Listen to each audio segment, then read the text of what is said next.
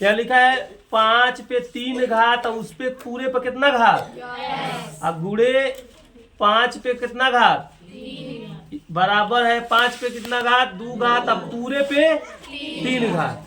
तो एक फार्मूला है इसका, कौन सा, ए पे पावर यम और उस पे पावर यम, तो क्या होता है ए पे पावर यम गुड़े यम। समझ रहे हो, यही वाला फार्मूला यूज हुआ है। आगे बढ़ते हैं।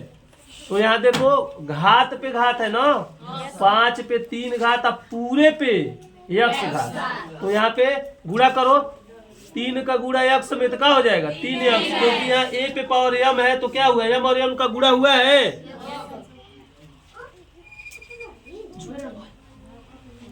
अब यहाँ देखो यहाँ क्या हो गया 3 का गुणा यक्स में 3 यक्स, अब गुणे 5 पे 3 उतार देंगे, और यहाँ पे भी क्या होगा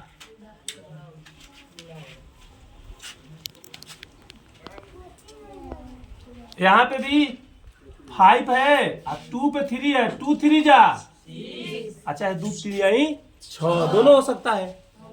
अब ये दोनों इक्वल है, बीच में कौन सा साइन है गुणा का ना, तो ये को 5 लिख लेंगे और इन दोनों को क्या करेंगे जोड़ देंगे, क्योंकि फार्मूला होता है ए पे पावर एम गुणे ए पे पावर एन, तो ये को उतार लेंगे और दोनों को क्या करेंगे जोड़ देंगे। कौन वाला फार्मूला यूज हुआ है जी, थोड़ा बोलोगे। ए पे पावर एम गुणे ए पे पावर एन बराबर क्या होता है ए पे पावर एम प्लस एन, वही हुआ है ना। तो दोनों को जोड़ेंगे, ये वाला तो उतार दिए हैं।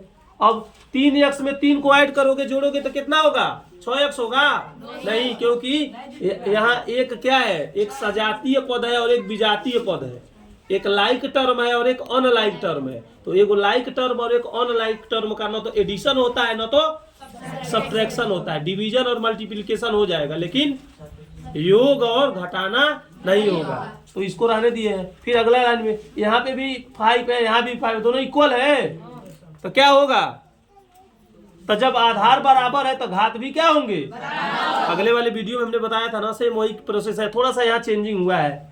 अब घात को बराबर कर दो, 3x प्लस 3 किसके बराबर है 6 के, तो 3x को रहने देंगे 6 को रहने देंगे, प्लस का 3 इधर आएगा माइनस का 3 हो जाएगा, 6 में 3 जा 3, और यहाँ 3 से भाग करोगे तो भी 3 में 3 से भाग करोगे तो कितना आएगा 1, या 3 से 3 को काटोगे तो 1 आएगा, यानी x का मान कितना आ गया 1।